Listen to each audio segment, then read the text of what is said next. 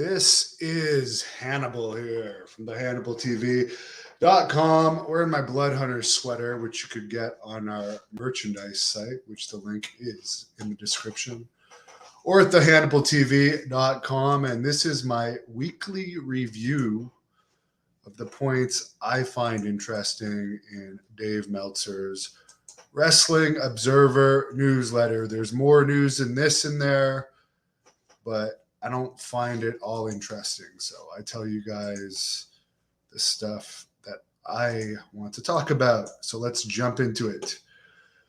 SmackDown last night did a 0.4 rating and had over 7,000 fans in attendance in Orlando. There was a second Vince McMahon Wall Street Journal story talking about payments of $12 million to 4 women, including one $7.5 million payoff regarding Vince McMahon over the past 16 years having sexual relations with these women. And John Laurinaitis also had sexual relations with at least one of them, apparently. The only real fallout so far has been the Netflix documentary on Vince McMahon has been pulled. And I do find that interesting because it's just a Netflix documentary. Isn't it more interesting that he's paid off women that he's had sex with? I find them even more interesting than I did before knowing that. So I find it funny that they would pull it, but maybe they're just going to pull it till the heat dies down, just like Ric Flair was pulled off of a bunch of stuff till his heat died down recently. So who knows? But Tom Pritchard commented on it really in a shoot clip that I posted yesterday or early this morning. And a good point is he paid all these women hush money and they signed non-disclosures apparently. But now the information is out there. So does that mean these women owe the money back? Because the whole point of non-disclosure agreements is to keep stuff quiet. So I'm sure he didn't pay over $12 million for these women to talk about it. So it'll be interesting to see what happens there. Apparently, Dwayne "The Rock" Johnson commented on his daughter Simone making her NXT house show debut on Entertainment Tonight.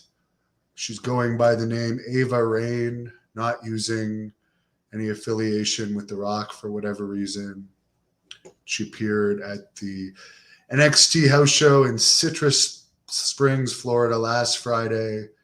Then the next night in Orlando, she did a promo, which was the first promo of her career.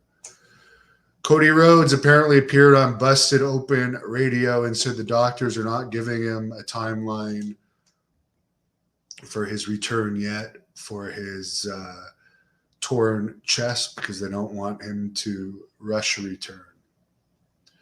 SummerSlam in Nashville, July 30th, has over 30,000 tickets out now for comps and sold tickets. Ring of Honor, technically I would say it's pretty much part of AEW, but if you want to consider it its own promotion, it's doing its second pay-per-view on July 23rd in Lowell, Massachusetts. And there's 2,269 tickets out for it right now, which Meltzer brings up is a lot better than the very small crowds they were getting under Sinclair. But again, they are using some talent that aren't in AEW, but a lot of it is AEW talent. So I wouldn't say it's really that distinct a promotion, but that's just my opinion. But Tony Khan is definitely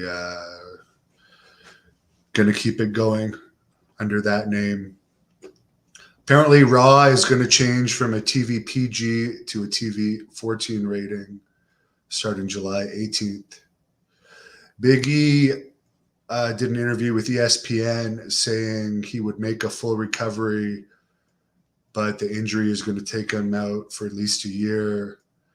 Triple H is back working in the WWE office, but apparently NXT is still being run by Shawn Michaels, and Triple H has not been at the NXT tapings yet.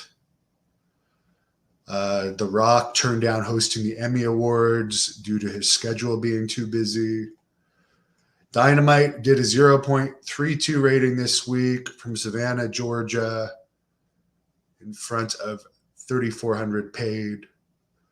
By the way, Parker Boudreaux, or Bordeaux, whatever his name is, the guy that they were saying was going to be the next Brock Lesnar, but I don't even think lasted a year in WWE, appeared at the AEW Dark tapings this weekend. And I'm sorry, I forget the name he was using in AEW, but he went over in his match. NXT did a 0.14 rating this week. Raw from San Antonio did 7,300 paid. Rampage did a 0.15 rating last week. SmackDown from the week before did a 0.47, and that was from Fort Worth, Texas, before 7,800 paid. Not bad crowd, considering it's 2022. The July 8th Citrus Spring, Florida NXT house show had 225 fans. The SmackDown on July 9th in Sacramento, which was, I guess, a house show, which I think was Rey Mysterio's first appearance there in many years, and Dominic's debut there, and I think they're from that area, did 7,707, which again is good for a house show in 2022. The same night, July 9th, in Bossier City, Louisiana, Raw house show did 3,849. July 10th in Reno, Nevada, the SmackDown house show did 3,414. The same night in Waco, Texas, where I've driven through many times, did 2,094 fans.